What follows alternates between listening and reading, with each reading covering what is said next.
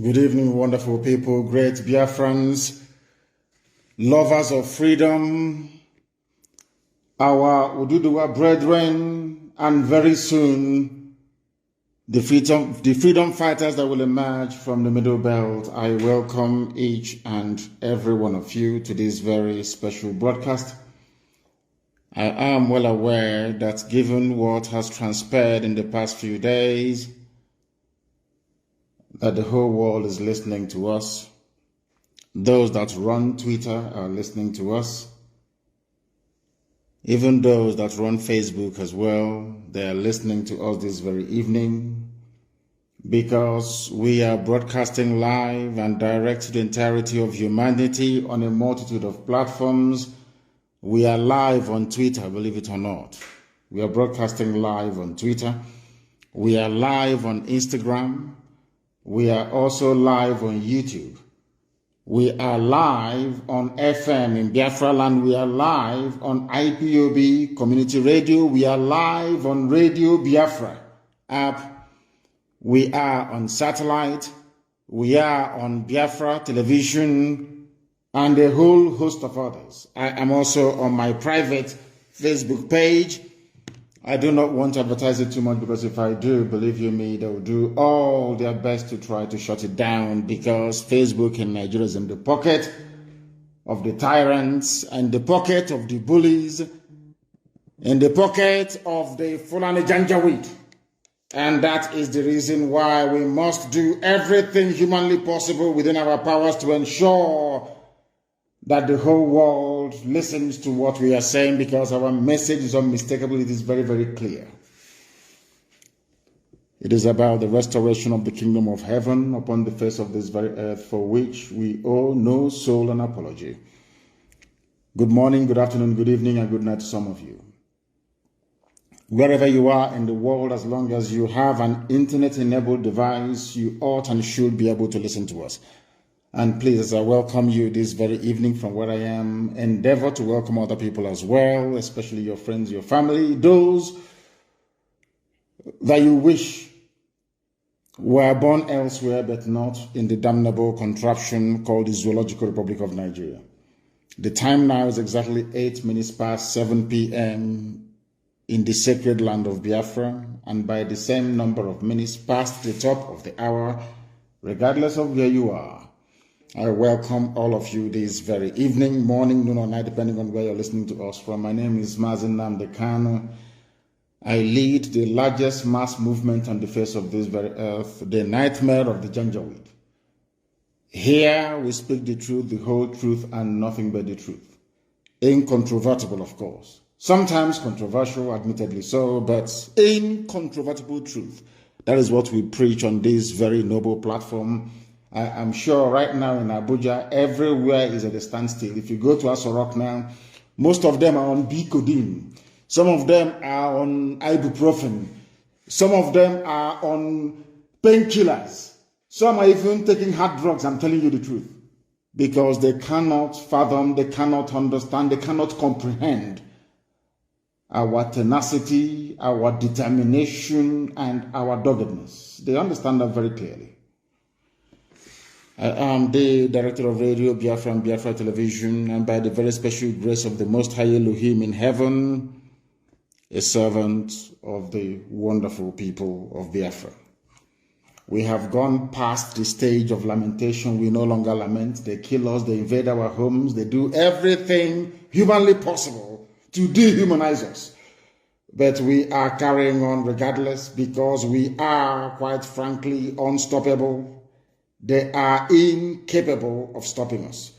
That is why this evening, regardless of where you are, you must participate. Get your pen and your paper ready. If you're a Janjaweed, you get your chalk and your slate. Because this evening we are going to lecture, we're going to teach, we're going to enlighten, we are going to bring knowledge to you.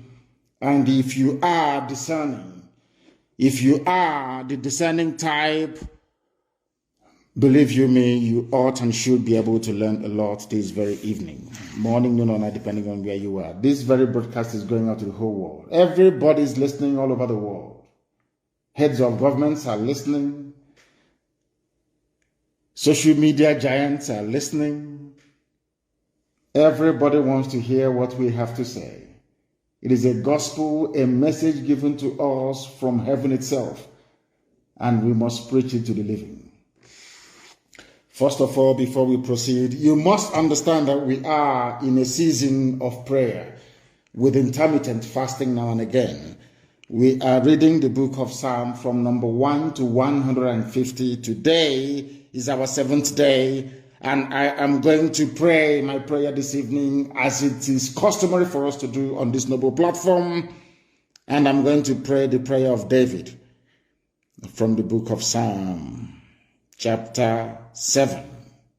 And I will pray in English because a lot of people are listening all over the world. I mean, a lot. Millions are listening all over the world. And I want them to follow our proceedings this very evening. Very, very critical, very, very important that we do so. O Lord, my God, the creator of the heavens and the earth, we take refuge in you. Save and deliver us from all that pursue us. Because if you look away from us, they will tear us apart like a lion and rip us to pieces with no one to rescue us. Because the world is against Biafra for no reason. We are hated, we are despised for no discernible reason. Only thee, O Lord God Almighty in heaven, is our Savior, not man. You must come to our rescue. Because you are our Lord and you are our God. If we have done this, if I have done anything, if there is guilt on my hands, if I have repaid anybody, be it friend or an adversary, with evil or without cause, have done wrong to any man or woman, then let the Fulani Janjaweed pursue and overtake me. Let them trample down my life to the ground and make me sleep in the dust. Arise, O Elohim, Adonai El Shaddai, in your anger, rise up against the rage of the Fulani Janjaweed Caliphate and the Zoological Republic. You will rise and you will fight for your children. You will awake, O Heavenly Father, Lord God Almighty, the creator of the heavens and the earth, the owner of the universe, for you must decree justice. Let your children and all men and of goodwill gather around you while you sit on top of your throne in the highest of the heavens, the habitation that only thee can ever occupy. Only you, O Heavenly Father, will judge the people. You will vindicate me, O Lord, you will vindicate IPOB, you will vindicate your children of Biafra, according to our righteousness, according to our integrity. O Most High, bring an end to the violence of the wicked, bring an end to Fulani Janjaweed violence in our land, bring an end to their abductions, bring an end to their kidnappings, bring an end to their extrajudicial slaughter of the innocent, bring an end to their forced conversion of Christians into Islam, bring to an end their mediocrity, bring to an end their senseless feudal rule, bring to an end their evil and their deception.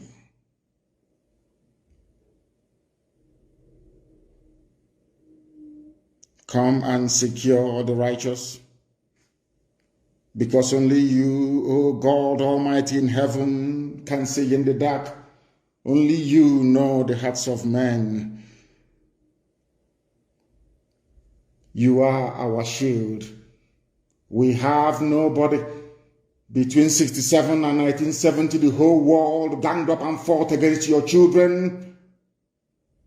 We did not steal anything from anybody. We did not go after anybody's possession nor inheritance. We were on our own in the land that you gave to our ancestors. They conspired, they connived, they colluded to kill us. Over 5 million people. We are dead at the end of it. You are our shield. We do not trust in any man or in any state. We trust only in thee, because you are God and you always save the upright at heart. Anybody whose heart is clean, oh Heavenly Father, to those you do not abandon to their enemies. That is why you cannot abandon IPOB. That is why Biafra can never be abandoned. Because your words are yea and amen. You are God, you're not human. Facebook may have been bought over by Nigeria, and we pray that Twitter will not succumb to their threats and their violence. You are God and you are an upright and a just judge. But you are also a God that displays his wrath every blessed day. If Fulani Janjaweed do not relent in what they are doing, if the Fulani Caliphate continues to pursue this scorched earth policy of abductions and murder and mayhem, then you, O Lord God in heaven, you will sharpen your sword, you will bend and string your bow, you will prepare your deadly weapons, you will make ready your flaming arrows. Whoever is pregnant with evil conceives trouble and gives birth to disillusionment. That is what is happening in the zoo called Nigeria. Nigeria is pregnant with evil because it conceived trouble and it has now given birth to disillusionment. All the holes that the Fulani Janjaweed are digging for us into that pit, they are falling into one after the other. The trouble that they have caused will always rebound on them. Their violence will come down on their own heads. O Heavenly Father, for we shall give thee thanks always, all the days of our lives, because only thee is righteous. We shall sing songs of praise unto your holy name, O Most High. For as long as there is a child on this earth of Biafran descent and heritage, O Heavenly Father, we shall worship your name and your name alone, now and forevermore, we pray. He said, that was our prayer this evening. We are now going to proceed without further hesitation to bring to you the gospel which I have been mandated by heaven to preach to the children of men. First of all, this evening, morning, noon, or night, depending on where you are, I want to congratulate Twitter for standing up to the Fulani bullies. They are bullies that is who they are. They came into Gobe, which is today's Sokoto. They bullied the Hausa people. In fact, they convinced Hausa people to fight themselves. At the end of the day, they became the beneficiaries. The Hausa kingdom of Gobe became Fulani Emirates, called Sokoto. Facebook, I must say, capitulated. Facebook came to Nigeria, made their headquarters in Africa, if I'm not mistaken, or is it West Africa, in Nigeria, and proceeded to receive huge sums of money. The entire staff of Facebook in Nigeria are under the payroll of the Ministry of Information and Culture. They are all compromised. Facebook capitulated because of money and threat from the dead dictator that the Fulani cabal are now ruling in his name. Therefore, I say to Almighty God, thank you very much that Twitter chose Ghana instead of Nigeria, because sometimes I imagine what would have become of Twitter had they made their headquarters in Nigeria. By now, I am sure Lai Mohammed, the entire Fulani Caliphate, awash with vast sums of money, would have bribed the entire staff of Twitter, as they did to Facebook. And their mission, rather than being one where thoughts and ideas are shared over the social media, they would have gone straight on into censorship and restriction, the same thing that Facebook is now doing today in Nigeria. Because Facebook's mission today is to stop free speech and every article that is critical of the government of Nigeria. That is why, or that was why, I tried to argue yesterday with some of my people that the Attorney General of the Federation of Nigeria, Malami, ordering the prosecution of offenders is not only laughable, but it is the height of unforgivable idiocy. Before we came on air, my good friend Fanny Kayode and a few other people like Obi Ezekwesili and ex-governor of Ekiti, Fayoshe, they tweeted and damned the consequences, because Twitter ban in Nigeria cannot be effective because it is not backed up by the full weight of the law.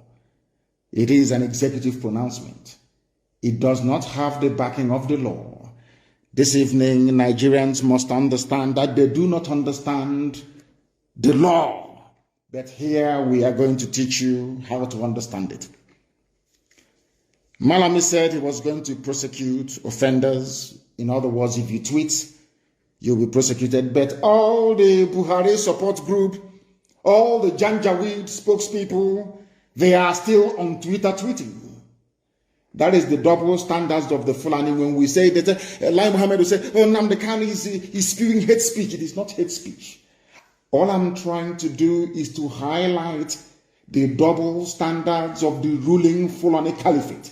Because Fulani Caliphate are the people, they are the people ruling Nigeria. There is no Buhari. That is the fact of life. You can deceive yourselves all you like from now till the kingdom come. The truth of the matter is that Buhari is dead, buried in a shallow grave in Saudi Arabia. That is the truth of the matter. Sue me anywhere if you like, but of course not in the zoo court, because anyway they're on strike. I want to ask Malami, under which law of the Federation of Nigeria are you banning Twitter? Under which law? Are you now saying that executive pronouncement by whoever is the head of state or the president of the zoo becomes law? Is that what you're trying to imply? If that is the case, then that means you don't understand what Montesquieu went through in order to put to paper his treatise on separation of powers. It means you did not go to school. You're not an AGF. It means, of course, you're a quota lawyer, so you know nothing. Under which law, I asked the Fulani Janjaweed, including those in Asarok, because I know Buhari is not there, so maybe I will address Garba Shehu, Femi Adesina, maybe El Rufai, running the show from Kaduna, and of course, Malami. And what's his name again? Their so-called secretary to the government, or chief of staff. What's his name again? The man from Kwara State. I don't know his name. I want to ask these people, Nigeria has three ways of making laws. The one in the Constitution of Nigeria, the one that they make at the National Assembly, and any judicial pronouncement in a court of law. These are the only three means by which any law can come into existence under the current jaundiced democratic rule that you have in Nigeria. So I'm asking them, where is it in your 1999 Constitution or any statute of state that using Twitter is a crime? I want somebody to please try and tutor that very Janjaweed, the Attorney General of the Federation of the Zoological Republic, called Malami, that an executive directive is not a law binding on the people. That is something some of you don't understand. When they say, come and register for NIN, all of you run and register for NIN, go and do BVN, do BVN. It is not backed up by the weight of the law. Therefore, it is not binding on everybody. I give you a very simple example. Remember most of the laws, that most of the executive decisions that were taken by Donald Trump, how quickly they were reversed, and in most cases, some courts said they would not even uphold it. It was turned down. It is not binding on the people. It is an executive decision. It is not a law. You can't wake up in the morning and say, oh, I am banning Twitter because of that. Nobody should use Twitter. Are you mad? Who are you? If Nigeria does not want Twitter in their territory, all they need to do is to go to the National Assembly and pass a law or a bill saying we no longer require the presence of Twitter in our land. That now becomes law, punishable by whatever thing that the law courts may deem fit. Only then will the use of Twitter be prosecutable.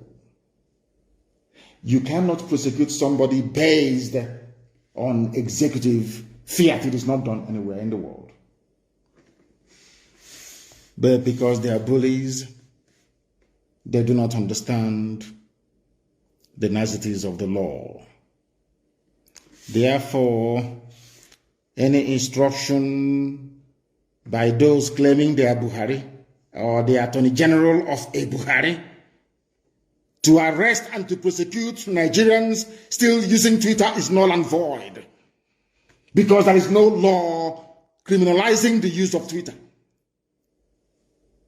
And nobody, no president in a democracy has the prerogative to make laws by virtue of his or her pronouncements. It is not done anywhere in the world. That is why you have a democracy.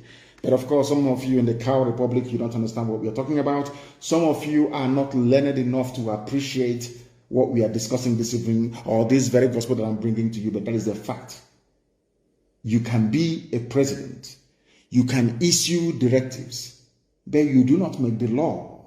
That is why you have the National Assembly. That is their job. Once they make a law, that law now becomes binding on everybody. That is how civilized people behave. You cannot ban anybody. There is no law in the zoo criminalizing the use of Twitter, and whoever claims that he is Buhari cannot make any laws. He is an executive or the head of the executive branch. Their job is to implement and execute the laws. The duty of the courts is to interpret the law. I don't even know if these elementary government is, if people are actually aware of it in Nigeria. I'm not even sure that people are aware of this very simple fact. The policy of this administration in the zoo to suspend Twitter's operations in Nigeria is not law. It is a policy. The constitution, the flawed constitution of the Federal Republic of Nigeria guarantees all Nigerians the right to free speech and freedom of association, freedom of expression. That is what I'm doing tonight, speaking my mind. You may disagree with it. Of course, the Janjaweed will, but the majority have over the years accepted it to be gospel and the fact. That is my opinion, and I am entitled to it. Something that the Fulani Janjaweed do not understand. When I speak, they say it is hate speech. It is not hate speech. I am stating the obvious, and I'm stating all these facts. I will buttress some of them with evidence as we progress this very evening. Therefore, everybody, if you are in Nigeria, please ignore the stupid threat that you will be prosecuted if you go on Twitter. And all of them, they're on Twitter. They are on Twitter. All of them, they're on Twitter. They're still tweeting. When they call me all manner of names, when they were calling IPOB miscreants, they called us every vile name under the sun, nobody complained of hate speech. When that fool on bleaching cream with 2 dots on his forehead were writing nonsense and calling me names, nobody pulled his tweet down. Nobody complained. Not at all. I don't complain because I take as much as I give, so I don't complain. People are entitled to the opinion. And I don't expect everybody to agree with me all the time. It is impossible. These people, because we stood up to them, because IPOB said enough is enough, because we formed Eastern Security Network to safeguard our land, our forest and our bushes and our farmlands for our people to go and farm, because we said to Fulani, you cannot conquer this land of the ancients. That is the only crime we committed. That is the only crime we committed. They went overboard. We are going to speak in a language you will understand. But Boko Haram, ISIS in West Africa, Ansaru, Miyetti Allah, Fulani foreign bandits, Fulani local bandits, Fulani terrorists in general, Al-Qaeda in the Maghreb. These are all terror franchise run by Fulani people in Nigeria. That is a fact. It is not hate speech. It is a fact. These people in Aso Rock never spoke the language that Boko Haram understood. They never spoke the language that Fulani headsmen, the same people. What I find astonishing is that these people, they will ignore the timber, the tree in their own eyes, and they'll be looking for the speck of dust in your own. I want to ask Fulani Janjaweed, have you dealt with Boko Haram in their own language? Did you go to the north massacring people, abducting people, killing them, basically committing genocide in broad daylight as you're doing right now in the east? The answer is no. Throughout the years of Fulani rampage through the Middle Belt, have you ever read the riot acts to them? The answer is no. But the whole world, what I find astonishing is the hypocrisy of man. BBC, Twitter, Facebook, all the rest of them, New York Post, everybody, Sky News. All of you are witnesses to this march of the Janjaweed across from the Sahel into the Middle Belt part of Nigeria, killing, slaughtering and maiming people. All of you are aware. Nobody will ever say to Garba Shehu, why did you not read riot acts to Boko Haram, to Fulani, your fellow Miyetti Allah, that you gave 100 billion to? Why didn't you read it to them? Oh, he read a riot act to IPOB. He read, oh, can't you, the president has spoken. And when I say it, sometimes people take offense, but it is a fact of life that there is something fundamentally wrong with us. I've said this many times because I know that the owners of Twitter, they are listening to my broadcast this evening via that very platform. I want them to understand that I am also self-critical. We are our own worst enemies because of the way we reason, because of the way we think. And that is why black people are at the bottom of the pile all over the world, wherever you go to, because of how we reason. The same person trying to address the issue of insecurity in the East in the language they will understand failed to address his own people in the language they themselves will understand. Now, I believe that you're following what I'm saying. Please pay very close attention. When it comes to Biafrans, the Easterners, to Igbo people in particular, there is this great understanding, there is this unity of purpose, that an Igbo man should be hated and killed if need be. It didn't start today. It started all the way back in 1945. And as most scholars and commentators have noted over the years, Anywhere you go and you find hardworking people, people who are blessed by God, they attract envy. The only reason why those idiots like Garuba Sheikh will be mouthing all their rubbish and saying, "Oh, we are going to speak the language they understand," is because of their natural hatred for Biafran people. Is there anywhere in the world, even the Armenian massacre has been recognized by the US Congress as being a genocide worthy of note? We lost 5 million people. Some of you don't even ask yourself questions sometimes. How come Biafrans lost 5 million people yet nobody's talking about it? It's because of that palpable hatred all across the board for no reason. These are the demons that we are fighting on a daily basis. Now you want to teach Biafrans a lesson or speak to them in the language they will understand, which is the language of genocide. That was the reason why the tweet purportedly made by Buhari was taken down by Twitter. But let us just go back a little bit and at least put on our thinking cap this very evening, morning, noon or night, depending on where you are, and ask ourselves a very simple question. Who brought insecurity into Nigeria? Bandits killed 91 people. By bandits, I mean these are Fulani people. Fulani terrorists killed 91 people in a place called Danko, Wasagu, local government area of Kebbi State.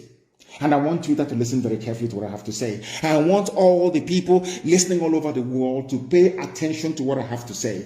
The same people threatening to go and unleash genocide and mayhem in the East, in their own backyard, their own people, those referred to as legitimate stakeholders in the government, or should I say the governance of Nigeria, Miyetti Allah, we are busy slaughtering 91 people in Kebbi State. Now it doesn't stop there. Who are those they are killing, you may ask? Is it not the North? Kebbi State is mainly populated by Hausa people. The Fulani people are killing Hausa people in Kebbi State. They are killing the Leona people. They are killing the Busawa people. They are killing the Dukawa people. They are killing the Dakakari people. They are killing the Kambari people. They are killing the Gungawa people. They are killing the Kamuku ethnic nationality in Kebbi. Are you listening to me? Later on, I will tell you why they're obsessed with dividing us. Southeast, South, Niger Delta, Igbo, and all that rubbish. Because in the North, I'm telling you the truth, they are not one. Forget all the rubbish. Because what the Fulanis did very cleverly was to emasculate the political, economic, and social space within Nigeria. All the, should I say, media outlets in the North only have one agenda: to trot out the Fulani narrative on a daily basis. Daily Trust, Premium Times, NTA, Channels Television, to an extent AIT. They are using Punch newspaper. Intermittently, they will use Vanguard. They will use Nation newspaper as they will, now and again. In Kebbi State, as they are busy telling you about Southeast and South, Niger Delta and Igbo. Delta is not even all that rubbish. I want to tell you that in one single state in the North, the Fulani is a minority. And in that place that the Fulani people are a minority, they have gone on and killed 91 Hausa people. Are you following what I'm telling you?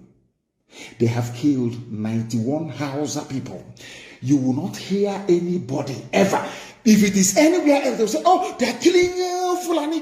What is happening to Fulani? But Fulani went into Kebbi State, which doesn't belong to them, and killed 91 Hausa people. This happened 2 days ago. No, in fact, basically on Saturday, very early morning on Saturday, it happened yesterday, to be honest, the 5th of June. The police command in Kebbi State on Saturday confirmed that bandits, they don't want them to be called terrorists.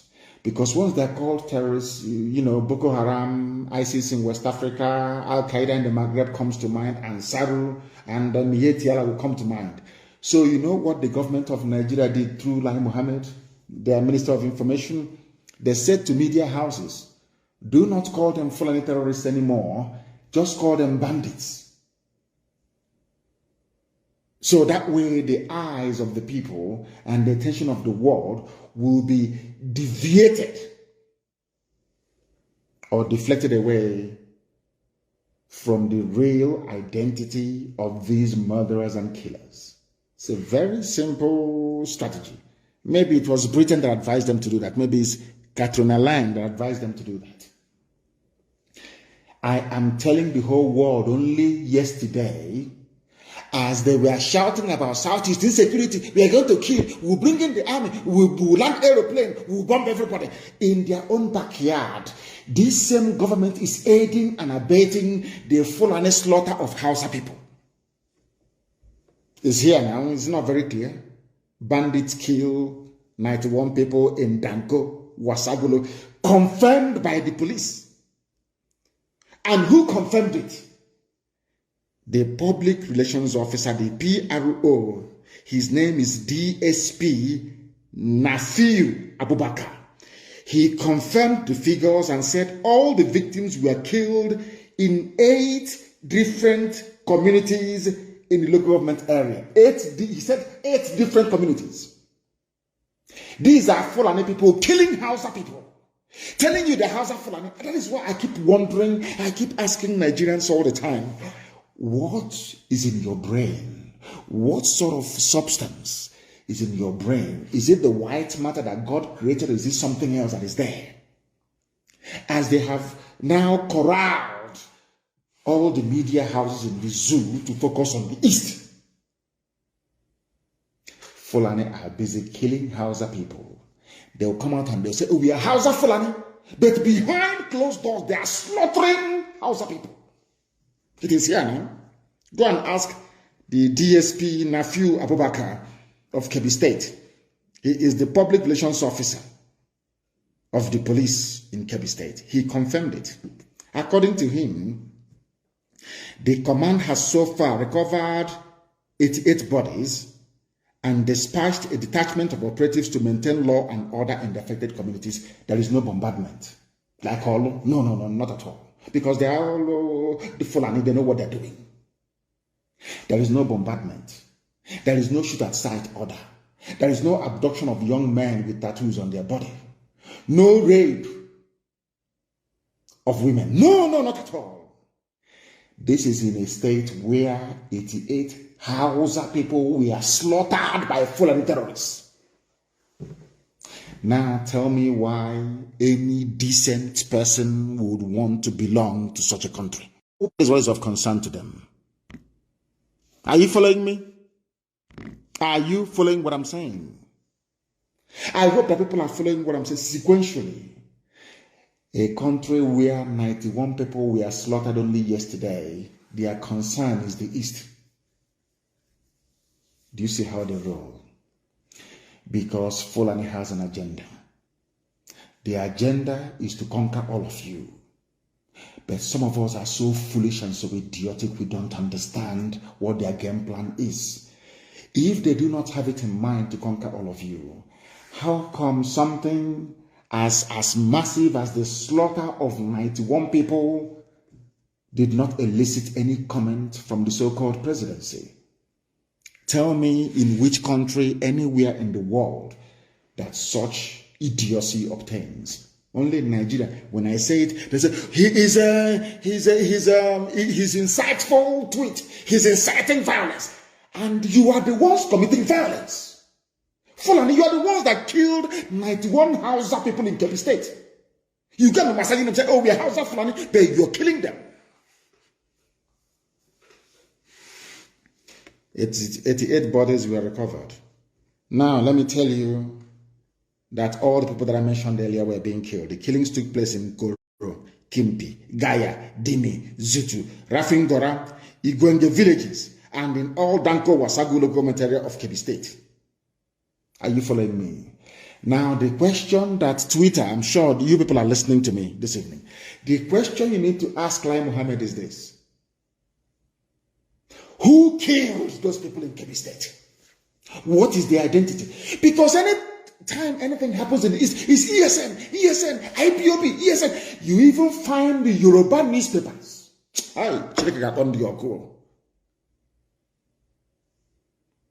Without any investigation, they will say it's IPOB, ESN, IPOB, ESN. I want to ask Yoruba media, Yoruba journalists, you evil people, have you ever wondered or asked yourselves the people behind the slaughter of the innocent in Kebbi State? Why couldn't you say it's Mietiala? The way you quickly say it's IPOB, it's ESN. It is that hatred. It is in your bone marrow. You cannot get rid of it. I am not talking about the freedom fighters we have in Yoruba land. I am talking about their journalists.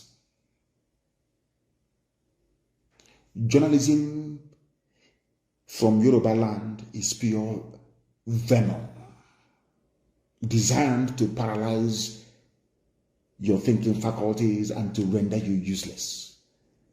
By the time they are done with you, Fulani will just walk you over. I want to ask Yoruba newspapers, how come you are saying it is bandits that kill people in Kebbi State, whereas anything that happens in the East is ESN, IPOB? Why? Do you see why I hate Nigeria? Do you see why I agitate for Biafra? Because you hate me for no reason, for speaking the truth. That is the only, you hate me for no reason. Then why should I not seek a country of my own? Given the level of hatred you have towards us. Daily Trust newspaper will be somewhere in Kaduna. Something will happen maybe in Okigwe, and he will write this IPOB ESN. He has never been to Okigwe before. I want the world to listen to what I'm saying. To understand the level of hatred directed towards Igbo Biafrans especially. To all Biafrans anyway. The other ones, they are treating them as if they are normal, but of course they are not. Fulani killed Hausa people. The same newspaper is writing Hausa Fulani. Hausa Fulani. I want to ask the whole world tonight, who are the people responsible for the killing of 91 Hausa people in Kebbi State? The answer is Fulani. And they know that they are terrified to write the truth.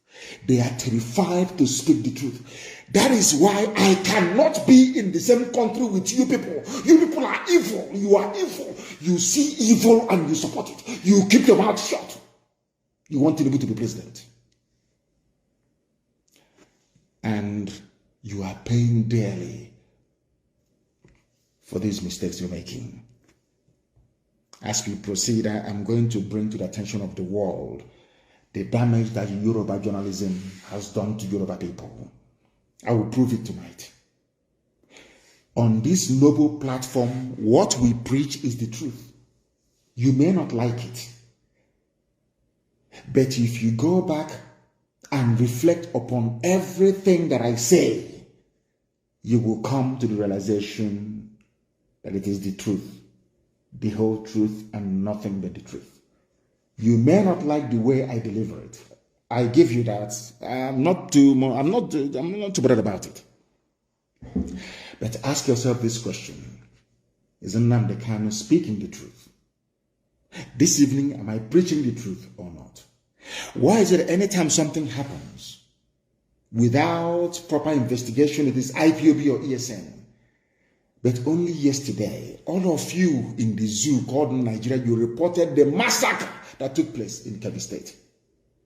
My simple question tonight is to Punch newspaper, to Nation newspaper, to Vanguard, all the rest of you that are basically trotting out the Fulani narrative every blessed day. I want to ask a simple question. Who are the perpetrators of that heinous crime in Kebbi State? Once you answer it truthfully, you will now understand why I am pursuing a sovereign state of Biafra. Because all of you are hypocrites. I want also, Twitter, are you listening to me? Because they want to listen. Lai Muhammad told them, go and listen to him. You hear his hate-filled speech tonight, and you ban him on Twitter as they bribed Facebook to try and suppress my page. And Twitter, you're listening. My happiness is that Twitter is owned by a white man. And white people are more objective when it comes to issues of this very nature. I don't want to go into the background of Mark Zuckerberg. That will take care of itself in time to come.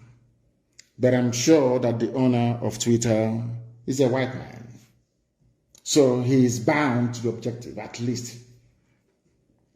I want to also let the whole world understand what is happening in the north. In Fulani-controlled northern part of Nigeria, the core north, I call them the Arewa, the Janjaweed frontier of the north. What is happening?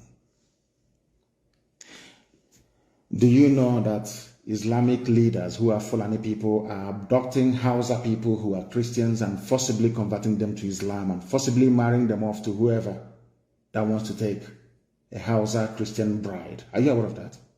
No, you're not aware of it. Because some of you erroneously think that in the north they are all Muslims. Is that what you're thinking? No, you're wrong. Islam is in the minority in the north. You'll be shocked to know this. Now, let me explain something to you. And I must thank Inter-Society for bringing this to the attention of the world. Because they actually called for the prosecution of some Islamic leaders in Katsina State. The same state that they claim the dead Buhari, whoever is there, comes from. Aslim Buhari. Of course, the late Buhari comes from Katsina. Do you know what they're doing in Katsina State? Fulani Caliphate Islamic people there are kidnapping people, young women, most of them Hausa Christians, and forcibly converting them to Islam. It may sound far-fetched, but it is true. And I'm going to shock most of you this evening. There is a group in the north. They are called the Hausa Christian Foundation. HACFO, HACFO for short.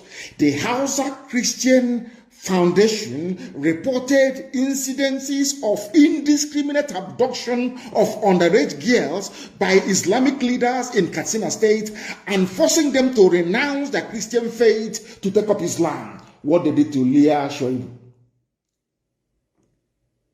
To tell you that they are all in it together. This is what I want Yoruba media to understand. I know that some of them are Muslims. I understand that very well. But at least they are educated. They went to school. They are not quota products as you have in the north. Not at all. You have in the Janjaweed north, that is. Do you know what the group said? Hausa Christians, what they said. The Nigerian government must sanction the Katsina Islamic leaders for indiscriminate abduction and forceful conversion of scores of Hausa Christians, especially girls of underage, to Islam. This is according to a statement issued on the 15th of April 2021 by the Hausa Christians Foundation.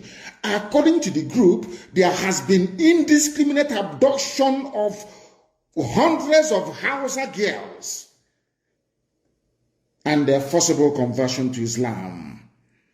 The abducted Hausa Christian girls who are under the school age of 16 are also forced into early marriage, done outside the consent of their parents. This is happening in a place called Nigeria. These are the people that want to ban Twitter. These are the people that bought over Facebook. The same people that bought over Satlink in Israel because they were carrying our signal. These people. I'm asking all of you Nigerians, for goodness sake, when will you begin to reason and to learn? They claim, are we not upholding the rule of law? So the rule of law in the north stipulates that you must abduct a little girl and forcibly convert her to Islam. This is happening. It is a report. Let me also the game plan of the Fulani, and I want Twitter to understand it. They will come with harassment. They will try to buy shares in Twitter. They will try to impose their own people as directors of the board of Twitter. They will try to get you to change your policies towards Nigeria. Because the Fulanis have a long-term goal. They know what they're looking for. They want the total Fulanization and Islamization of the geopolitical space called Nigeria. That's what they want. And they will never stop until they get it. They will never ever stop. This is something that I want Yoruba people to understand. This is something I want Middle Belt on. In Middle Belt, you will be taken. You'll be swallowed alive. I'm telling you, you will be taken. The only reason why this demonic Fulanization is not in full swing is because of the activities of IPOB and Eastern Security Network. That's what is stopping them. If not, by now, we would all be gunners. The time now is 5 minutes to 8 p.m. in the land of Biafra. We are live and we are direct. It is also the same number, say 3 minutes to the top of the hour, regardless of where you are. We are preaching a gospel that heaven asks us to speak and to preach about this very evening, and we must do so. People are saying, ESN, IPO, not people anyway, of course, the Janjaweed and those that hate Biafrans, naturally, that's what they always do. They've been doing it since 1945. It's not new. The demonization of the East didn't start today. It's since 1945. And it's never going to stop. Even when we get our Biafra, it will never ever stop. It is inbred. How did we get to where we are today? I want to ask, people must listen very attentively, please. I want to ask the whole world. You're talking about ESN, you're talking about IPOB agitation and all that rubbish, the way we speak, our violent. I want to ask the whole world, please. How did we get to where we are today? Number one question, I want to ask the Zoo media, Nigerian journalists. In 2014, what did IPOB do to warrant the massacre of people in Onitsha and the Enugu? I hasten to add. In 2015, let me also ask, what did we do to deserve being massacred on October and November of 2015? People talk about Nigeria as if it is one normal country or nation. No, it is not.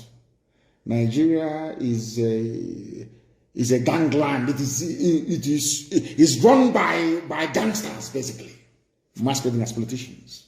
This is something that Twitter must understand. The world must understand it. It is a fact. Let me ask you. You see the Shia people, Shia Muslims of El Zagzagi. What did they do to deserve to be massacred in Zaria? Were they violent? Were they carrying arms? Let me leave Shia. Let me come to IPOB once again. In 2016, I was in detention. I was in detention in Abuja. People gathered to remember 30th of May 2016. We got together in a place called Mbo. Or should I say at a place called Mbo? I have to be grammatically exact. To pray, to remember the dead, exactly what we did a few days ago. Do you know what happened? I want the world to understand. I hope Twitter can follow what I'm saying. I want mankind to understand. On the evening of the 29th of May 2016, Nigerian Army, Nigerian Police went to a place called Mbo and killed over 1,000 people. Now you'll be wondering, what did they do? What's their crime? Their only crime was to gather together to try to remember those that died between 1967 and 1970. The army went there and shot over 1,000 people dead. Am I lying? Nigerian journalists, am I lying? After all, Amnesty published a report about it. A report was published by Amnesty International on this very massacre. I want to ask everybody then, was there any ESN, any arms anywhere? Was anybody carrying any guns or anything of that sort? It's only the flag. You shot people dead. Have you all forgotten? You zoo people, have you all forgotten what you did in 2016? Let us go to Aba. If you doubt me, go and look at the clip, and I want it everywhere tonight, please. The clip of that Al Jazeera journalist interviewing the late dead Buhari when the idiot was still alive. You know, sometimes I want to sound statesman-like, but it's not possible. I'm dealing with animals in a zoo. How can you wear a suit and you be playing with monkeys? It's not possible now. You'll get dirty. So it's better you take off everything now and be naked like them and be swimming in the mud. Isn't that the best thing to do? Sometimes I come on air and I want to sound very statesman-like, but it's not possible because we are dealing with vagabonds, to be honest with you. Why did I call them vagabonds? Listen to my reasons, please, before you castigate me. Those you massacred at Mpo in 2016, what did they do to you? Were they violent? Were they armed? Those that you criminalized for asking for self-determination, do you know that it is a deliberate policy of the Nigerian state with their neo-colonial handlers to be calling us secessionists? Sky News published an article a few days ago and called Sky News in the UK called IPOB a secessionist group. New York Post made the same mistake. Reuters, everybody calling us secessionists. Now, I want to ask them a simple question. Why is it that you don't refer to Scottish agitation for self-rule a secessionist movement? Oh, because they are white. Okay. Sorry, I do apologize. They are white. What do we know? We are black monkeys. We know nothing. Nicola Sturgeon can agitate for a separate homeland for the Scottish people. Sky News will not call it secessionism. New York Post will never ever target a secessionist movement, neither will CNN. But because in Africa, Biafrans are asking for the same thing that Scottish people are asking for, you now tag them secessionists. This is what is called very sublime racism. If you don't know, I will teach you and you will know. In Europe, it is called ethnic nationality. In Africa, it's called a tribe. For a reason. I'm asking the whole world this evening, why is it that Nicola Sturgeon, the leader of the Scottish people, asking for Scottish independence makes her, they don't even have a name for her. If I ask for the same thing that Nicola Sturgeon is asking for, Nnamdi Kanu becomes a secessionist. How did we get to where we are today? Go and publish, please, everybody publish that very interview. I think it was Denise that was interviewing the late Buhari then. We were praying in Aba, National High School in Aba. Twitter, are you listening to me? Before they ask you to ban me tomorrow morning. So you want to understand why we are upset, why we are angry, why we address Nigeria as a zoo. I'm not telling you the reason why. Or should I say the reasons why. We gathered in Aba to pray. National High School in Aba to pray. These your newfound friends now, Nigerian police, they came, they opened fire and killed people. And I want to ask the Nigerian police that kill people, those praying inside National High School in Aba, were they carrying any guns? It's a simple question. Ibazu is that the governor of Abia State. All those people you shot dead, were they? In fact, they were even running away, your person and killing them. You packed some of them, you thought they were dead, and you put them in a pit along Aba Iguacha Expressway, and you poured that seed on them. Luckily, one person survived that very ordeal. I hope that Yoruba journalists are listening to me tonight. I hope you're listening very carefully and attentively. You want to understand why we're upset? I'm not telling you why we're angry and why we want Biafra. You thought they were dead. You shot so many people dead.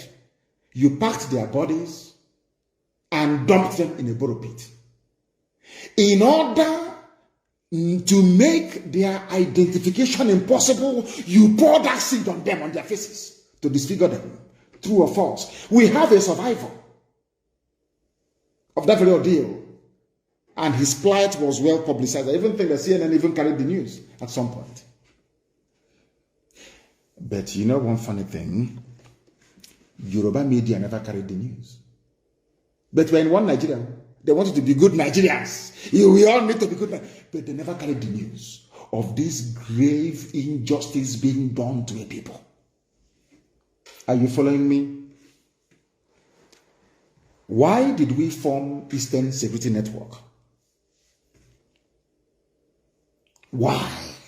You know, ESN, if you go now, ESN. We formed, I think his name is Jack and of Twitter. Jack, the reason why we formed Eastern Security Network was because our mothers were being raped when they go to the farm. Our daughters were being slaughtered, cut into pieces. Why did we form Eastern Security Network? Because our mothers were being killed and raped in the farms, our fathers were being slaughtered. We can no longer go to the farm. Our forests and our bushes were unsafe. Was that not the reason why ESN was formed? I'm asking Yoruba journalists. Is it not the same reason why you formed Amoteku? Is that not the same reason why? Don't Amoteku carry pump action? Is Amoteku not armed? Is anybody remotely suggesting that Amoteku is the armed wing of Yoruba liberation movement? I'm asking this question. Now, the thing is, you people, you are Southerners, you are black people. Some of you are well read. But what I don't understand is, why do you keep gravitating towards evil? Why do Yoruba journalists always want to support evil? I can't understand it for the life. I don't know why they do that.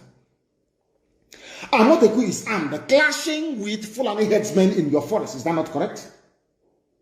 Anytime we drive away Fulani from our forest, you now come back to us and tell us that we are armed wing of IPOB. Forgetting the reason why we formed it in the first place. What is happening in Oyo? There is massacre going on in Oyo. I'll get to that later on. Do you know my happiness today? Miyetti Allah opened their mouth and said, we are no longer in the southeast. That's what they said. And our people keep forgetting for these terrorists and murderers to leave our land. It is Eastern, it's because of Eastern Security Network. That's the reason why. In case you don't know, IPOB made it possible. Do you know that it is only in the East, in Biafra land, that Miyetti Allah openly confessed and said, we no longer have a presence there in the whole of Nigeria. Only in Biafra land. Do you know why they said it? Because we drove them away from there. Eastern Security Network drove them away from there. Do you understand? They said, but insecurity has persisted, despite the fact that we are no longer in the East. This is Miyetti Allah, the fourth most deadly terrorist group in the world, in the whole world. And I want Twitter to understand what I'm saying tonight. The fourth most deadly terror group in the world is Fulani headsmen. According to the Global Terror Index. Go and Google it. The only place Fulani said we are no longer moving our cattle, raping and killing people is on in Biafra land. And which people made it possible? Who are the ones that made it possible? Intellectual man, who made it possible? I'm asking you. Something that all of them couldn't have done. We formed ESN December of last year, and by May of the next year, Fulani confessed we are no longer in the southeast.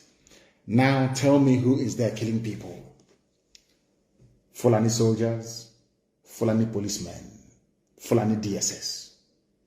Because we defeated their foot soldiers, Mietiala, they got upset. That is why you are seeing this level of disproportionate deployment of soldiers and police in the east. Fulani is upset. They have taken over parts of Yoruba land. they are comfortable. Can't you see that they are not worried about Yoruba agitation? They are not worried. They know where the problem is in the east. Are you following me? They are not in our forest, so if we find them, they are gone. They cannot be there, and they understand it. Fulani must know that we are more stubborn than they are. The only reason why it seems sometimes that Fulani, they have the leeway is because the Yorubas are afraid of them. Yoruba, not the Sunday Buhos of this world, they are very brave. Not the Ghanaians of this world are very brave. Fanika, given what has been very brave. Fayoshe, a very brave man. Yinko Dumakin, my late friend, a very brave man. And of course, Paya Debanjo, very, very brave. When that man speaks, I want to borrow him and bring him down to the east. Paya Debanjo. They have brave people there. But the rest, I don't know. I have no idea. Today, what they are doing by attacking Twitter and buying over Facebook, they want to change the narrative. The Fulani Janjaweed, they want to change the narrative. Every blessed day, they want the world to believe that we in the East are the aggressors, that they are just the victims. And I want the world to ask them a simple question. Who were the sponsors and founders of Boko Haram? Who are the sponsors and founders of ISIS in West Africa? Before then, who are the founders and sponsors of Al-Qaeda in the Maghreb? Who are the sponsors of Ansarut? Who are the sponsors of Fulani headsmen, Miyet Yala? Who are the sponsors of even the foreign bandits that I'm talking about? How many terror groups have I named for you now? All exclusively Fulani owned. Yet, their focus is in the East. I want the world to understand something today because all of you are listening. Nobody hates the police or the army anywhere in the world. But I need you to understand something, that in Nigeria you don't have an army. What you have is a fully Fulanized terror machine in uniform. A gang of murderers in uniform. That's all you have. I'll prove it to you later. We are not going to allow the Fulani to change the narrative. That is why they're upset. They have managed to subdue everybody else in the zoo, apart from IPOB and ESN. They cannot, and they know they cannot. It doesn't matter how many people we lose. We don't care. We keep going. I lost my mom and my dad, and we are still marching on our entry. I lost 28 men, very close. We are still marching on. I lost a cousin, Adako, to Nigerian army. We are still marching on. We are not going to stop. So you understand it very clearly. Now listen to me, please. The reason why anytime you see them, IPOB, what they're doing, they want to break the country. The elders must rise up and speak. All those fools. Let me tell you something you don't know. We are the way we are because you made us so. Your hatred for me is what conditioned me over the years to react to you the way that I'm reacting to you, because you are evil. Nigeria is an evil entity. Very, very satanic. You want to change the narrative. It's IPOB, they're the aggressors. I saw some women, was it yesterday? Give them their Biafra. We don't want to die. Look at murderers calling other people murderers. Can you believe such nonsense? The Fulani leaders, you cannot win. You cannot defeat IPOB. You people were the ones that established many terror organizations in Nigeria in a bid to overwhelm the country and take over the territories for your Fulani people. IPOB became a stumbling block to that very janjaweed expansionist tendency. True or false? Am I lying? You were ruling Nigeria before, doing everything you like, controlling NNPC, controlling the seaport, customs, everywhere you ever. Now, finally, because you felt that you've subdued everybody else, now you can now march on with your foot soldiers into the east. Because you've taken over Yoruba land, of course, so I know that very well. You came and we said, no, you can't come into this land to take it. Come and do your business and go. You said no. Now, because we defeated Mietiala, you now brought in police and army with official uniform, official badge to come and kill people. And I also want to remind Twitter, because they are listening. Twitter, please. Do you know that in the Nigerian army and police, there are terrorists there? Are you aware that Nigeria actively recruited terrorists, killers and murderers and rapists, and gave them army and police uniforms? Are you aware of that? How can anybody, Yoruba journalists, how can you people in your infantile stupidity refer to Nigeria as having an army or Nigeria police? Or where are those terrorists that they conscripted into the Nigerian army and Nigerian police? Where are they? People without shame, where are they? I'm asking you. Fulani, you want to change the narrative? Of course not. They want to put the blame of insecurity in Nigeria on IPOB. Can you believe that? Can you believe these people? Can you believe them? Can you believe these people? And luckily, as God will have it, they are slaughtering themselves in the north. But IPOB securing the east are the ones to be blamed for the insecurity in the east. There is a clip I want everybody to play, please. Hope most of them opened his mouth and said, I invited the army to come into Olo. There was nothing happening. Fulani, the Hope most of them gave Fulani land in Olo to do Ruga, Fulani settlement. And we said no. We drove the Fulani murderers and terrorists away. Hope most of them now invited his friends, his masters from the north, to bring in their army and heavy machinery into Olu to kill us. That was how all these things started. All of you, you have forgotten. Black people in this UG, black, you have all forgotten the Genesis. The same way that all of you today are blaming Boko Haram is a terrorist group, Boko Haram, what they're doing.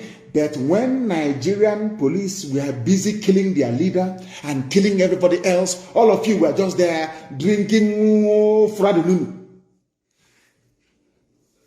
Or doing betting on Chelsea versus Man U, or Liverpool versus Man City. Nigeria army and police will go out and commit atrocity upon atrocity. All of you will be there, you keep quiet.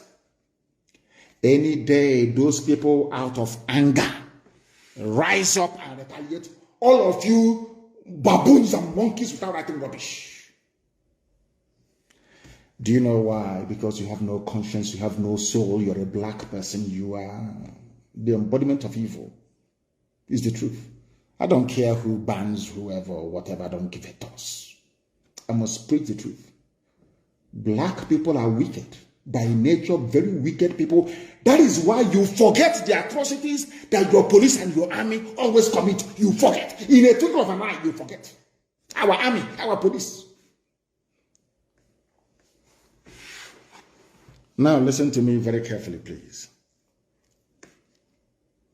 You are blaming ESN, whereas it is the same Fulani terrorists masquerading as headsmen that are responsible for orchestrating all the insecurity in and around Nigeria. Fulani, you have Boko Haram. Fulani, talking about insecurity in the east. Hey, whereas 91 people were slaughtered yesterday they were killed yesterday. You have the gut. You people have no shame. You have the guts to stand up and be talking about insecurity in the East. And you're a senator from Kebbi State or Kebbi, whatever they call it. And 91 of your constituents were slaughtered. You didn't see it. You are talking about East. Fulani, who formed Boko Haram. Fulani, who formed ISIS in West Africa province, ISWAP. Fulani, who formed Miyetti Yala. Fulani, who formed Ansar. Fulani, who formed these headsmen and bandits you claim are foreign. Fulani, who brought out murderers and killers and terrorists from prison and gave them military and police uniforms. It is you people. You have now spread them around the country, causing mayhem, abducting people from schools. These are the same place. Hi, this people there. Ha, Fulani, you think everybody's as stupid as you are? You go, you kidnap students from their schools in the north, you get ransom, you buy more arms, you embolden yourselves. You have the guts to conduct a live press conference talking about insecurity in the East. Don't people have shame? Anyway, you don't. Who are the bandits, or should I say terrorists, taking hostages of school children and demanding ransom? Are they not Miyetti Yala? Miyetti, the chief negotiator. Who are the people destroying farms, raping and killing their victims daily around Nigeria? Fulani. Fulani. You know what? How they manage to convince some of you is what I find astonishing. Despite the overwhelming evidence, how they manage to convince you people that they mean well for you is something I can't understand. It was in Nigeria that I discovered the reason why the black race were enslaved and colonized at the same time. After slavery came colonization. After colonization, now we are in the era of neo-colonization. If you want to know why a black man is easier to control than an animal, come to Nigeria, you will see it. You see, Punch newspaper is a Yoruba newspaper. Tribune is Yoruba. Nation is Yoruba. In fact, most major newspapers, they have this Yoruba leaning because most of them are based in and around Lagos, including Sun, Vanguard, all the rest of them. Unbelievable. They know that their forests and their lands have been taken over by the Fulani. The journalist writing their rubbish for Punch newspaper, he cannot go back to his village. Most of them in Ogun State are refugees in Benin Republic. The person, you will have the guts to come on national television to talk about insecurity in the East. Whereas your fellow Yoruba people, they are in Benin Republic as refugees, driven away by Fulani. But because I said that no Biafran will go and dwell in a refugee camp anywhere, instead we all perish. You are calling me the instigator of insecurity. Let me tell my Yoruba journalists one thing they don't understand. If we had behaved like you people, by today we will have Biafrans in Ambazonia as IDPs. If we had allowed the Fulani to come into us playing this one Nigeria, good one Nigerian card, our land and our forests would have been taken over by the Fulani the same way they have now taken over swathes of Yoruba land. Are you following? In your land, the Fulani people are massacring you. In our land, it is we have defeated their foot soldiers. They now brought in, gave them army uniform, official army uniform, to come to kill in our land. That's what we are facing now. Because the Fulanis, they think they're clever, but they are not. One day we will get one terrorist with uniform, and we will show the whole world what they have been doing. Fulani terrorists are everywhere, you must understand. They are the military and the police. Nigeria has no military, it has no police. What you have are terrorists, Fulani terrorists in uniform. That's what you have. No Fulani leader. I have never come across any Fulani leader condemn me yet, Yala. Never, ever, ever.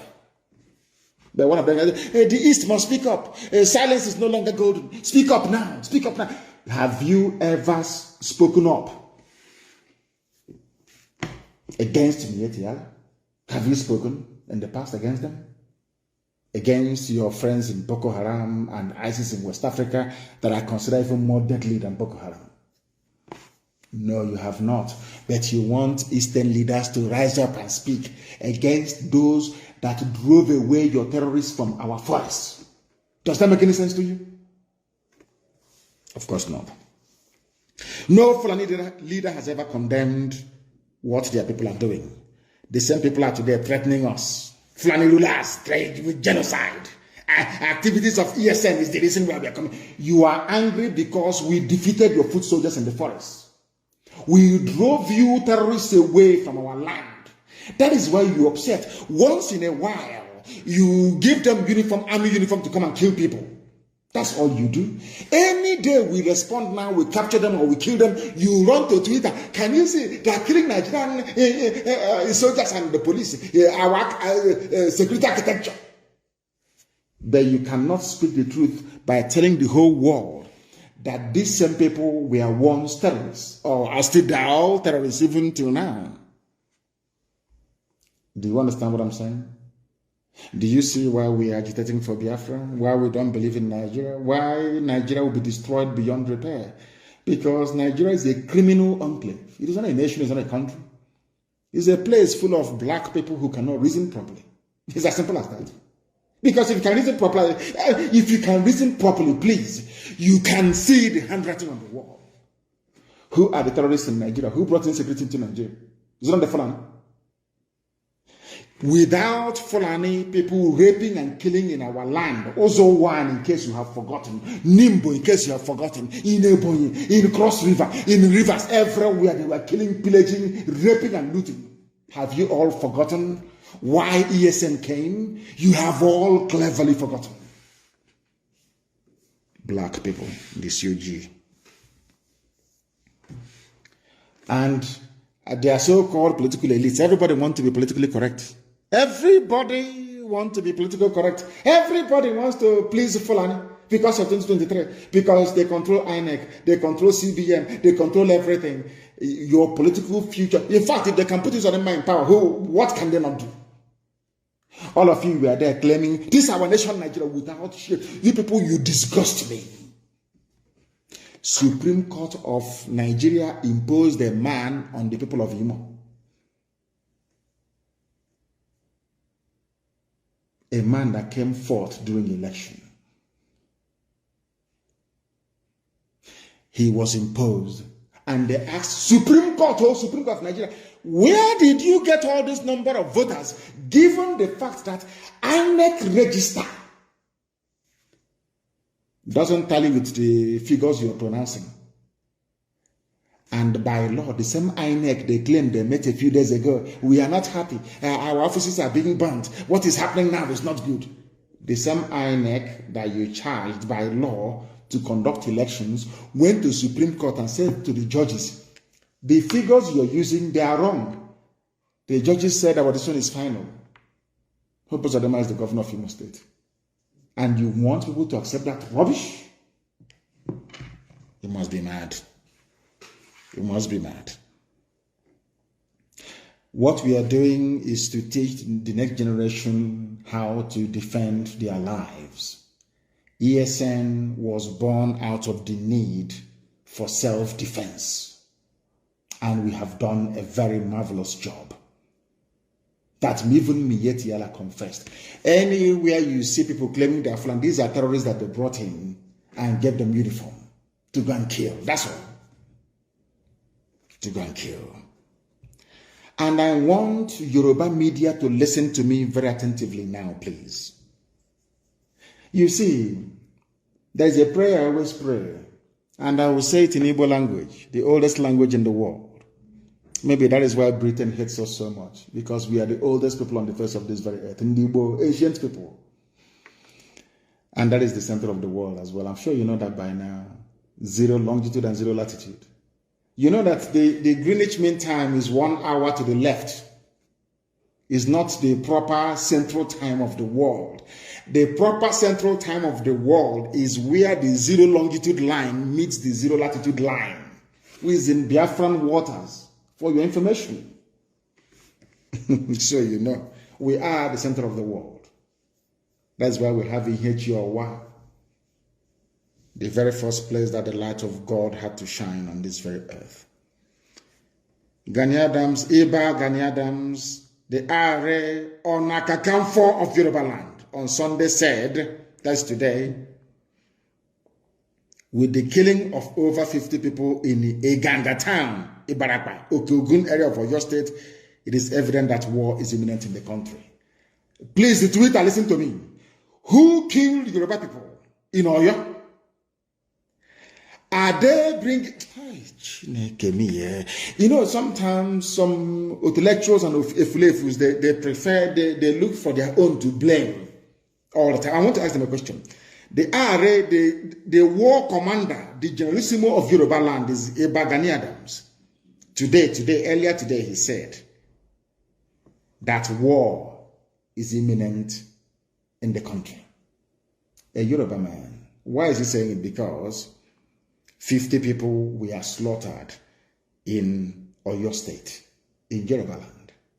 But a Yoruba journalist writing for Punch or writing for whoever is still talking about one Nigeria, our country, Nigeria, this is our nation, let's move forward. But in his village, people are falling down like flies. Are you following? I want to ask the world now, who are the people responsible for the slaughter?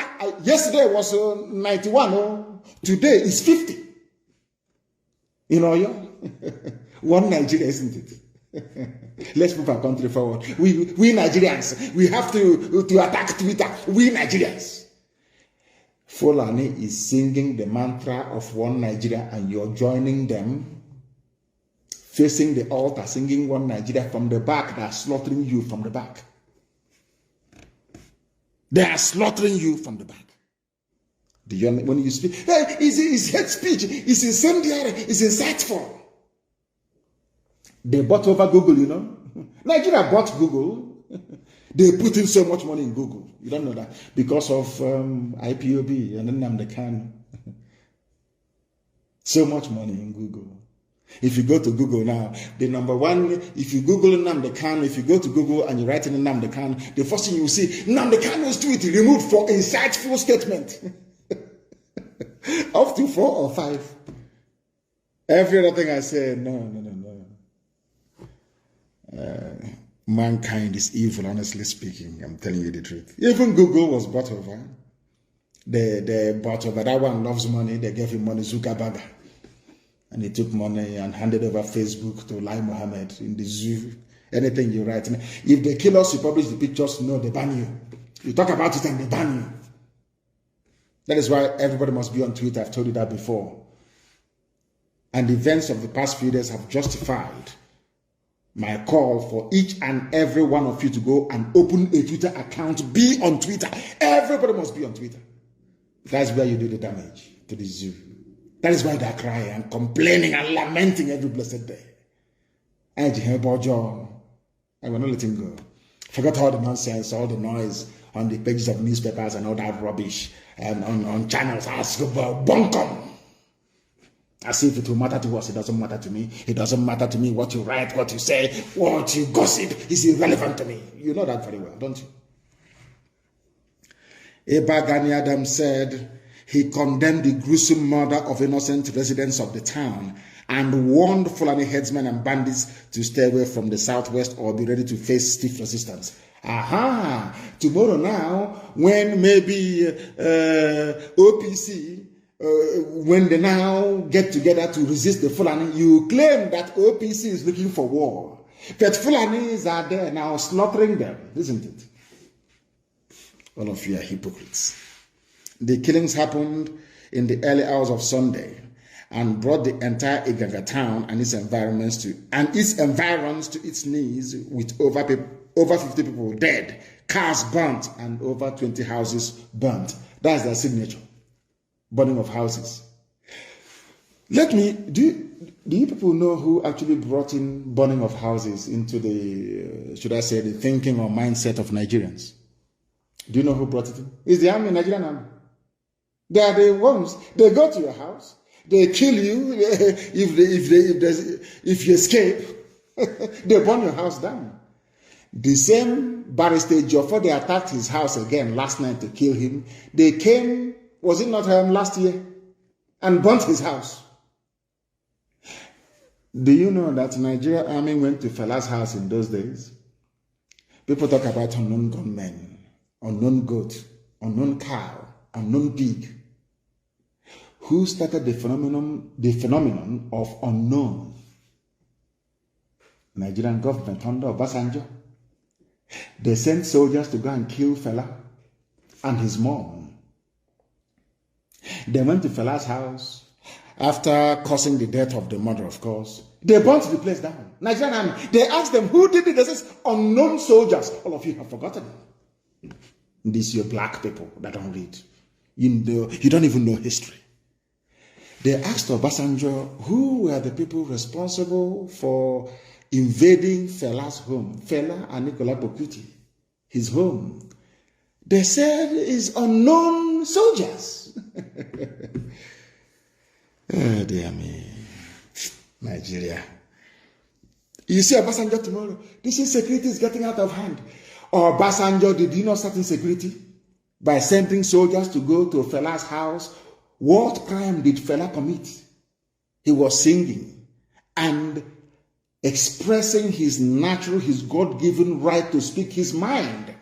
Obasanjo, you today talking rubbish, insecurity, and we need the bitterness in the land. Why did you send soldiers to go and kill Fela and the mom? When they failed, they burnt the place down. Nigerian army, yes. It was Nigerian army that started this very, the concept of burning down people's houses. Nigerian army, yes. Nigerian army, yes. The army of Nigeria. Our boys, as some of you will foolishly claim now and again. They killed Yoruba people 50 yesterday. The same way they went to Benue State and killed Igbo people the other day. When we go there now to confront them, people say, hey, ESN is here. They are destabilizing the polity. Oh, talking rubbish. Why is it that when Fulani people are killing people, all of you are quiet? When the people rise up to retaliate, you start talking rubbish. All of you. You start writing to Twitter. Lai Mohammed was upset because he wrote to Twitter on 4 occasions for Twitter to ban my account. And Twitter said no. You don't know that? 4 times they wrote, Ministry of Information and Culture, signed by Lai Mohammed to Twitter, ban Nnamdi Kanu. Twitter said no. On 4 occasions. But they called Facebook, you know, Facebook, they have Nigerians working for them. Bribery and corruption, get them money. Anything you see that is Biafra, pull it down. And the idiot doing work for Facebook, pulling all Biafran posts down in his village in Ibarak, but they have killed 50 people. I can see I can see that hand with which you have used to write that poisonous epistle on the pages of Punch newspaper. You will put it inside your mouth and you become contaminated. Ibarak is an example. Yoruba land is under siege by the Fulani. And you're writing about the East. I know that Ibagani Adams will do the obvious. They even destroyed the palace of the Oba of Ashigagan, of Igaga land. Oba Adewusi Olaoye. His house was not spared. And the monarch has been whisked away by the bandits. They even took a Yoruba traditional ruler, an Oba in Yoruba land, Fulani.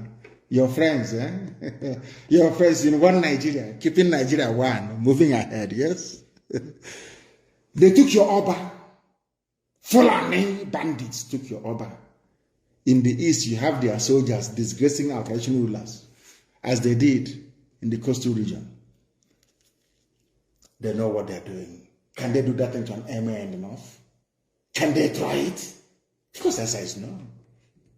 Because all of you people, you tolerate Fulani Janja Buddhism under the guise of one Nigeria. They are flying your flag, green, white, green in front of you, but inside they're destroying you. But you don't know. Very, very sad indeed. It's very difficult to sound presidential or to sound statesman-like when you're discussing Nigeria because the whole place is disgusting. Nigeria is disgusting. They never spoke the language that they're terrorists. Why don't you now come out and say the killing in Oyo State is bad? We are going to treat them in a language they understand. Why not? It's only in the East. And Yoruba journalists, they support this junk coming from these people. That is the reason why they come to your land and they massacre people. Because you support evil. Tinubu has to be president. You people are jokers. That Biafrans are not in IDP camps today or refugee camps is because of the immense work that ESN is doing. And for record purposes, please, ESN is in the bushes and forests of Biafra land. We are not out on the street. All of you trying your best to link ESN with unknown gunmen, you're wasting your time. If you want to know how unknown gunmen were born, go and look at all the atrocities of the Nigerian army and police against young people in the East. You'll understand that. ESN is inside the bush, making it possible for you to sleep at night. ESN is not and will never be unknown gunmen. And without myself excusing the activities of these angry youths that have had their relatives murdered by the Nigerian state, it is the same Nigerian police and army that are complaining today that brought this brutality and lawlessness. And I'll ask them again, oh, what did those people do to you? Onisha, Emene in Enugu, have you all forgotten? Mbama River in Bayelsa. All the massacres you have carried out against young people in the East. What was their crime? What offense did they commit to warrant you to go to where they are praying and kill them? Nobody can answer that question. You think because you have money, you can bribe Reuters and bribe AFP and bribe Sky News and CNN and bribe Yoruba media and all that rubbish. You silence us, you are mad, you are insane, you cannot do it. There is something called the internet.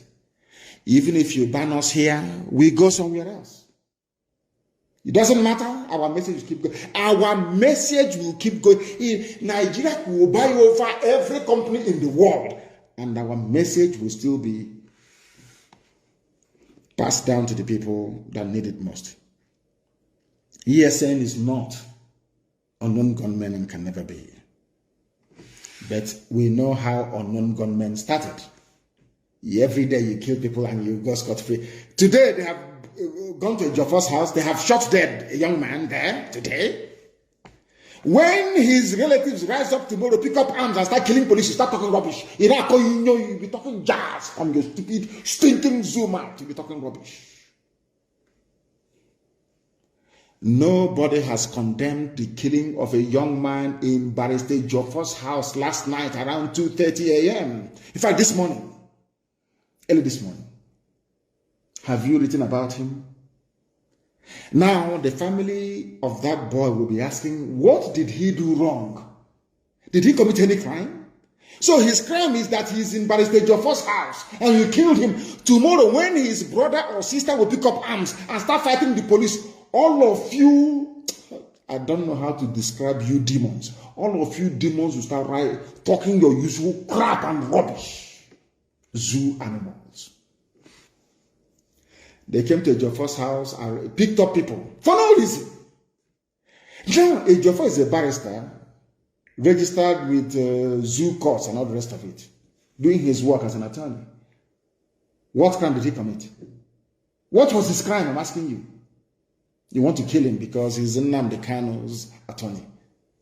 These are the people you want to be in the same country with. When they have an issue with you, they go and kill your lawyer.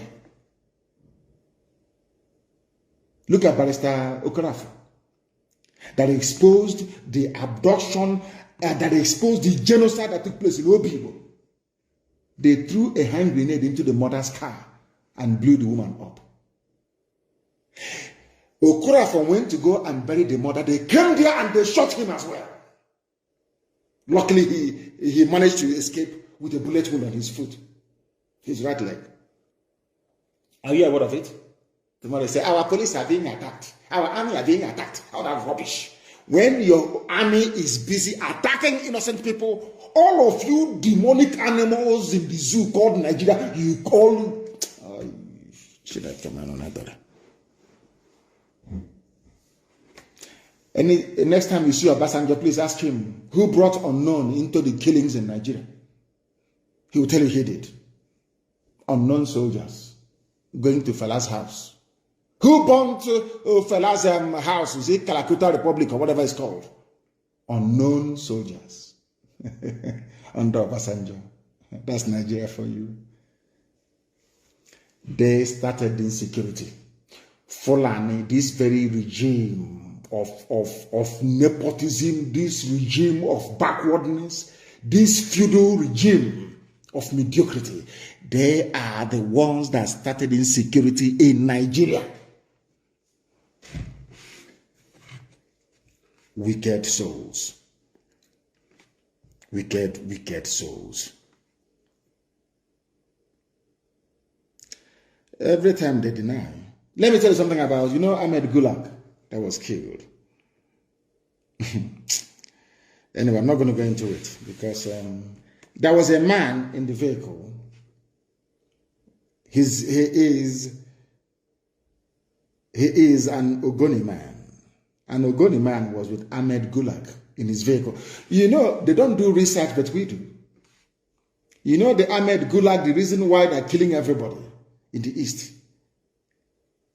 He was with another man riding in the vehicle. Where is that man? And I want him to speak publicly and tell the whole world what he told the police about the identity of the killers of Ahmed Gulag. There was a man riding, I don't want to mention your name. If you don't make a public statement within 2 days, I will mention your name. This man witnessed the assassination of Ahmed Gulag firsthand. And the man said to the police, he told the IG of police, the assassins were not Igbo. I want somebody to ask the police commissioner of Imo State to also ask the IG of police of Nigeria, did they get a first-hand account of what happened from a man that was riding in the same vehicle with Ahmed Gulag? Yes or no? It's a simple question. Zoo journalists, they are very lazy. I want them to go and ask the IG of police, was there any man riding in the same vehicle as Ahmed Gulag when he was killed?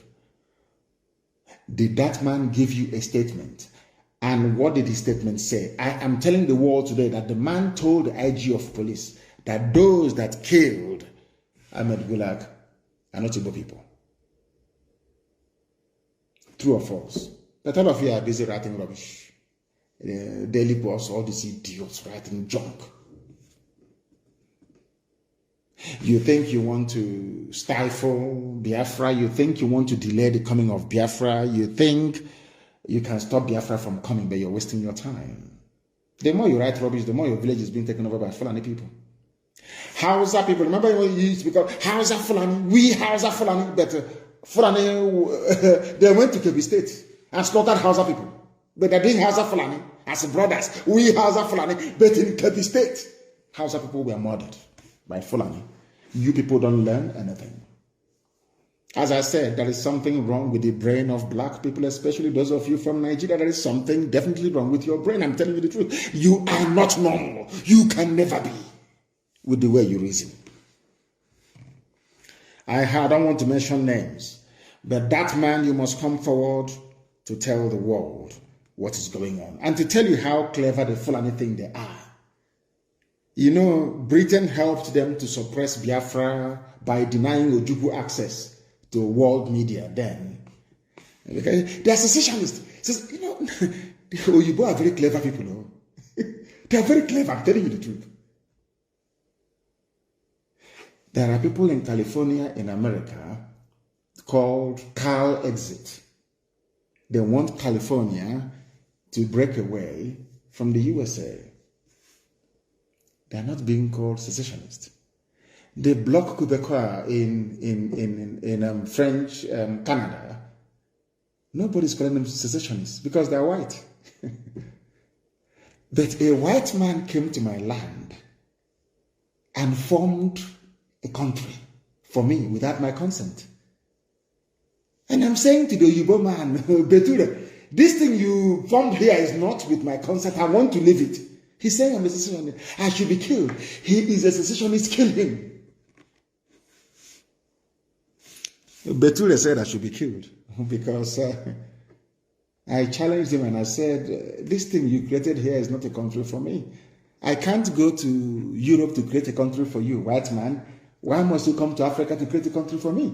And give me a very useless name, Nigeria. It doesn't make any sense. In fact, it's a racial slur word. He's telling me you are a secessionist. But Scotland wants to be free from England, and very soon Wales will join. Why is it that Scottish people are not called secessionists and the armies of Britain there slaughtering Scottish people? Why not? And then I realized they are white. That's the way it is. No wonder people put on bleaching cream. Sometimes when you look at black people, you know the way we reason is a bit strange. You can buy one unku cream and add bleach to it and be rubbing it on your body to be white. Because I don't blame them, to be honest with you. I just don't blame them. The way we reason is quite astonishing. Nobody can ask them.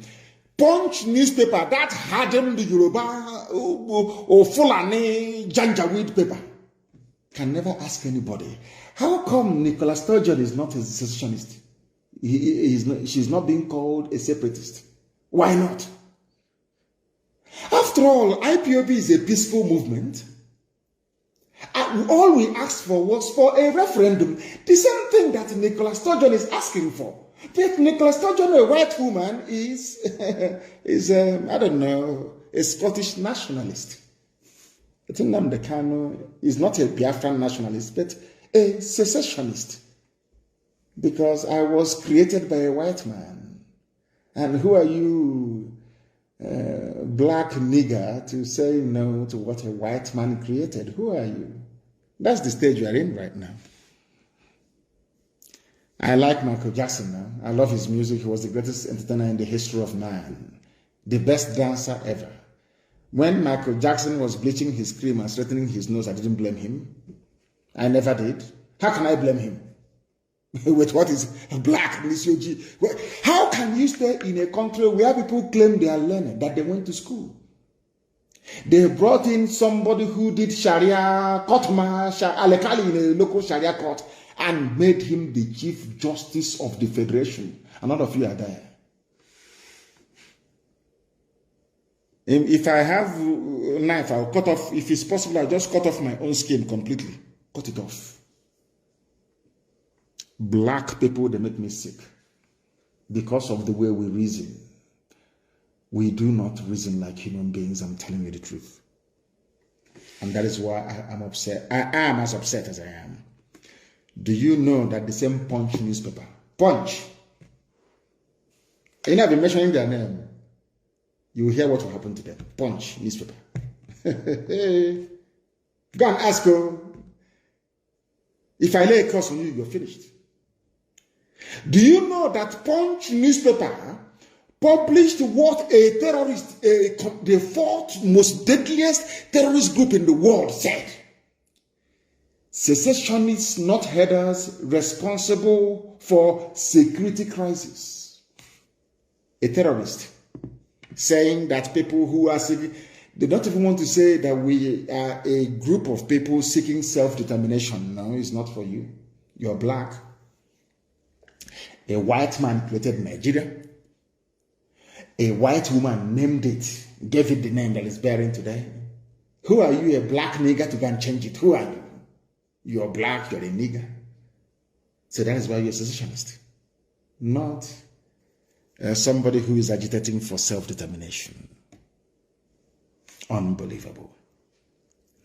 Miet Yala said that people asking for freedom are responsible for security crisis, not them. But they are in Benue State slaughtering people. The same people, Miet Yala said that Benue is theirs by right of conquest. No DSS invited them. But today, DSS invited Fadam Baka. And some of our people are clapping. You know, the foolishness, I mean, I don't know what is wrong with some people, you know. Mbaka is a cleric. Gumi is a cleric. I won't call him Sheikh because he's not Arab, so I can call him a Sheikh. Gumi is a cleric. Quran, a scholar of the Quran. Gumi can go and sit down with murderers and killers and rapists and discuss with them. Nothing will happen to him. Father Mbaka only criticized the government and they invited him. And that is the type of country that you want me to be in with you people. You must be joking. You must be joking. Our land is under siege because we are in a state of war, undeclared war. And in the coming days and weeks, a state of emergency will be declared in our land because, and I want our people to understand this very, very clearly. I want them to understand this very, very clearly, that a meeting is being held. A meeting is being held or will be held in Owerri in Enugu in the next few days, on Tuesday. I think they said that their defense minister is coming to address them with some governors and some politicians from the East. Is coming to address them. Very, very sad indeed. And under this very climate, they have declared a state of emergency already because they are killing people. They went to a Jofor's house last night. They are killing people. And it is very, very sad indeed, extremely sad that they are killing people in our land. And the so-called powers that be, those they claim, we are leaders, are encouraging them to keep killing. Look at the words of George Obiozo. My goodness. Some people are not even fit to be fathers, talk less of being elders. I'm telling you the truth. Very, very shameful. Very, very shameful indeed. Very, very shameful. I have a very important announcement to make this evening. And if you like, you listen. If you like, don't listen. That is your business. But I must make the announcement anyway. And it is for our young men and women across Biafra land, because right now we are in a state of war in Biafra land. This evening we heard that a Hercules C-130 Air Force plane landed at Samambako International Airport, and they brought in more murderers and killers, more terrorists from the Sahel to come into our land to kill us wearing police and army uniform. Any policeman you see on the streets, any soldier you see on the street is a terrorist. And you must approach them the way you would approach any terrorist group in the world. The Nigerian Army and Nigeria Police in the East, they are essentially a terrorist organization, only that they are wearing official state-sanctioned uniform. Now listen to me carefully. If you are in Anambra State especially, I am advising every young man, woman, boy or girl to leave Anambra State or to go into the bush. I'm warning you. I warned you during NSAS regarding Obibo. Some of you didn't listen, and today you're in the grave. I'm warning people in Anambra in the coming days, within the next 48 hours, very heavy rain is going to fall across the entire East. If you're a young person, prepare right now to either go to the bush to join your fellow men or to leave Anambra State completely, because what these people do is that they set up their roadblocks or their checkpoints. Any young person they see, they kill. They abduct you and they kill you. Bend the road, no more, cut it, road, no more, they do the same thing. Every checkpoint, they stop every vehicle. If you're a young man or a young girl with a tattoo on your body, you are dead. And your organs will be hacked off and sold to the British and to Indians. You'll be dead. If you have a tattoo right now on your body anywhere in the East, you might as well start wearing a suit or dressing up like a priest. Because if they see a tattoo on your body, they will kill you. That's what they've been doing. Some of you are also aware of the dead bodies in the mortuaries all across our land. You are aware of it, don't you? Those are the dead bodies of young men and women across our land. In the coming days, the terrorist army of the zoo and their police will intensify the second phase of their ongoing genocide in Biafra land. Abductions, summary executions, kidnappings, and rape by these Fulani terrorists are on the rise, and do not say I did not warn you. If you're in Anambra, you must leave as a young man or as a woman. Go to a neighboring state if you have to. Things are about to happen in Anambra State. Don't say I did not warn you. All able-bodied men must enter the bush. No more sleeping at night. Some of you are still sleeping in your homes. And I want young men in every village to form a defense force in that very village. Any vehicle in the middle of the night coming to that very village, you disable it. There are many ways to do it. And I will tell you, but not live here on air, to be communicated off air. That is what we must do, because our land is under siege and we must defend it. And with that, we have come to the end of our presentation this very day. And I thank you all for listening. And for those of you, the Twitter staff that are listening to us this evening, I want to tell you something that maybe the whole world knows, but Garba Shehu would not confess to knowing about, is this. You may call Biafra a secessionist, whatever you like, from now till their kingdom come. It doesn't make any difference to us. Because to us, Biafra is not just a nation, it's not a country, it's not a home. It is our religion. The same way people die for Christianity, people die for Islam, is how we are dying for Biafra. Biafra is our religion. The sooner our enemies understand this, the better for everybody. We cannot give up. Biafra is our religion. Here on radio, Biafra is where we worship. Because Elohim